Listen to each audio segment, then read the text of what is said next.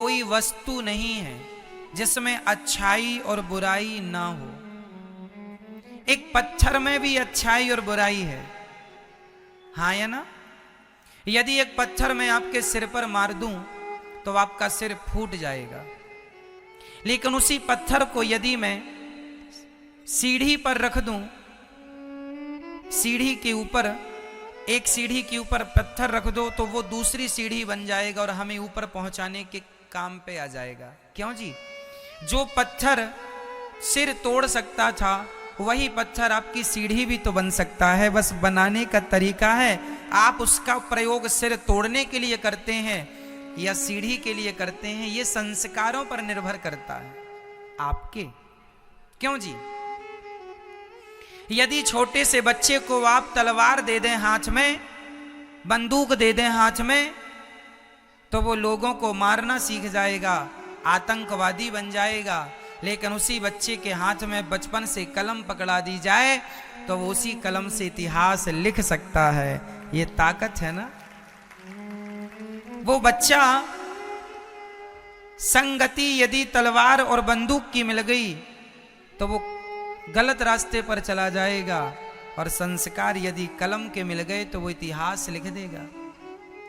तो कोई व्यक्ति बुरा नहीं होता, कोई व्यक्ति अच्छा नहीं होता मेरी माँ। सच्चाई तो ये है, प्रत्येक व्यक्ति बुरा होता है और प्रत्येक व्यक्ति अच्छा होता है। हमारे संस्कारों पर निर्भर करता है कि हम आपकी बुराई देखें या अच्छाई देखें। आप में दोनों चीजें मौजूद हैं, हर वक्त मौजूद हैं। 24 घंटे आपके अंदर अच्छाई भी मौजूद है और 24 घंटे आपके अंदर बुराई भी मौजूद है। अब हम आपकी क्या देखना चाहते हैं ये हमारे संस्कारों पर निर्भर करता है। इसलिए मेरी माँ, बुरा जो देखन मैं चला, बुरा न मिलिया कोई, जो दिल खोजा आपुना, हमसे बुरा न कोई, बुरे हम ही थे और जमाने भर को कहते रहे तुम बुरे हो, तुम बुरे हो, तुम बुरे हो। इसलिए आंखों से भगवान को देखो और कानों से कभी आज कसम खा लो। हमें क्या फायदा कि हम पड़ोसन की बुराई सुने? क्या मिल जाएगा? चलो आपके घर में कोई नुकसान हो गया, कई लोग ना, जैसे किसी के घर में आग लग गई, एक पड़ोसी, एक व्यक्ति के घर में आग लग गई तो पड़ोसियों ने कहा अच्छा, जैसा किया था वैसा भोग रहा है। किसी के घर में आग लगी और आपने उसके लिए ये शब्द कह दिया कि किया तो होगा पाप, तो भोग रहा है। जैसे किसी के घर में किसी की पांव टूट गया, किसी की आंख फूट गई, तो कई लोग कहते हैं ना, अरे पाप किया होगा, भोग रहा है। क्यों जी? ये तो सत्य है कि पाप का ही परिणाम है, लेकिन तुम कह रहे हो, इसका अर्थ है तुम भी उसके पाप के अब भागीदार बन रहे हो। तुम्हें कहने से क्या लाभ मिलेगा? क्यों कह के अपना मुंह खराब कर रहे हो? क्यों किसी के दिल को घायल कर रहे हो? दूसरों के दुख को देखकर दुखी हो जाना बहुत बड़ा पुण्य है और दूसरों के सुख को देखकर सुखी हो जाना बहुत बड़ा पुण्य है मेरी माँ। भगवान करे आप सदा सुखी रहें, कभी किसी के जीवन में कोई संकट ना आवे, यही दुआएं होनी चाहिए सदा हमारे भीतर आपके लिए। लेकिन कई लोगों का स्वभाव ऐसा है, दूसरों का दुख देख के उनके कलेजे में बड़ी ठंडक मिलती है उनको। वो चाहते ही थे कि कब इनका नाश हो, कब हम मजे लूटें, कब हंसें। तो ठीक है, आज तुम मजे लूट रहे हो ना, दूसरों के घर जलने में तुम बड़ी खुशियां मना रहे हो, बस तुमने हंस लिया ना, बस बहुत जल्दी वो दिन आएगा जब तुम्हारे घर पर आग लगेगी और जमाना हंसेगा। ईश्वर के घर देर है, अंधेर नहीं है। इसलिए संभल कर बैठना, इसलिए संभल कर बैठना, जग में तमाशा देखने वालों। तुम्हें बड़ा मजा आता है ना दूसरों का घर जलते हुए देखने में, तमाशा देख। लोग कहते तमाशा चल रहा है ना? जब भाई भाई का झगड़ा होता है तो लोगों को बड़ा मजा आता, अरे उनके घर में तो आग लग गई, झगड़ा चल रहा है, झगड़ा। लोगों को बड़ा मजा आता, पूरे गांव में चर्चाएं चलती हैं उस व्यक्ति की, क्योंकि सारे घरों में कोई और मुद्दा तो है नहीं, कोई और मैटर तो है नहीं, उसी पर बात चलती है, डिबेट होती रहती है। कोई चर्चा है ही नहीं। वो भगवान की बातें नहीं करना चाहते, वो तो यही चाहते हैं कब इनके घर में कुछ बात बिगड़े और कब हमें बोलने का मौका, क्योंकि बेचारे मेंढक बरसाती कभी कभी तो टर टर करने का मौका मिलता है, रोज रोज तो ये बोल सकते नहीं, तो जब मिलता है तो छोड़ते नहीं है मौका अपना। बारिश के मेंढक बेचारे कब टर टर करते हैं? केवल बारिश में। अभी आपको कहीं मेंढक की आवाज आ रही है? बोलो मेरी माँ, नहीं। ऐसे आपके जीवन में भी ये चलता रहता है, जब किसी के घर में कुछ हुआ ना तो आप लोगों को मौका मिल जाता है टर टर करने का। क्यों? सही है ना? संभल कर बैठना जग में तमाशा देखने वालों, कहीं खुद ना तमाशा बन जाना तमाशा देखने वालों। इसलिए कभी दूसरों के तमाशे को ना देखो, भगवान से यही प्रार्थना करो, विधाता इनको सद्बुद्धि दो, ये प्रेम से रहे। हम क्या फायदा कर पालेंगे? आप यदि हमारे सामने आपका नुकसान हो तो हमारा क्या फायदा है इसमें? नहीं मेरी माँ, किसी के लिए स्वप्न में भी बुरी सोच नहीं रखनी चाहिए। क्या मिल जाएगा हमें? कई लोग बुरा ही सोचते हैं।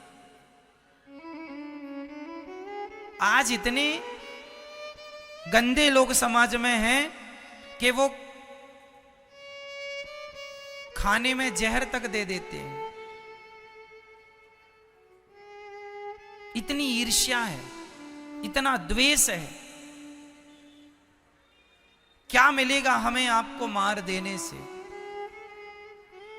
क्या पालेंगे हम? दुनिया के राजा बन जाएंगे आपको मार डालेंगे तो? संसार है, सबको जीने का अधिकार है मेरी माँ। आंखें ईश्वर को देखने के लिए, आंखें हैं तो सदा गौरी गोपाल भगवान को देखो। देखो ना गौरी गोपाल भगवान को कितने सुंदर हैं। कभी आपने देखा गौरी गोपाल भगवान को?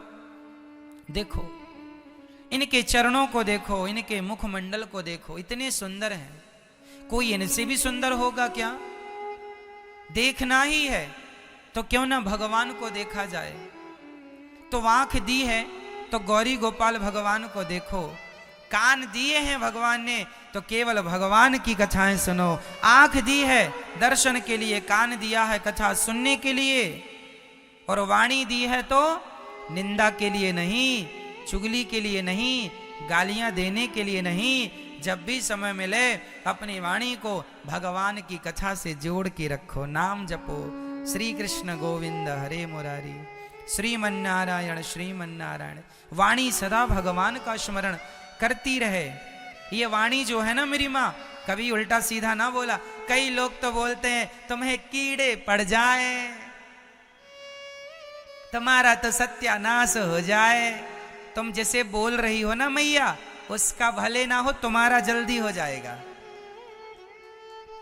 जो आदमी दूसरों के लिए गड्ढा खोदता है, वो आदमी जिसके लिए खोदा गया है वो गिरेगा कि नहीं ये तो कंफर्म नहीं है, पर तुमने दूसरों के लिए खोदा है तो तुम्हारे लिए भी परमात्मा ने खोद के रखा है, क्योंकि तुमने दूसरों के लिए खोदा।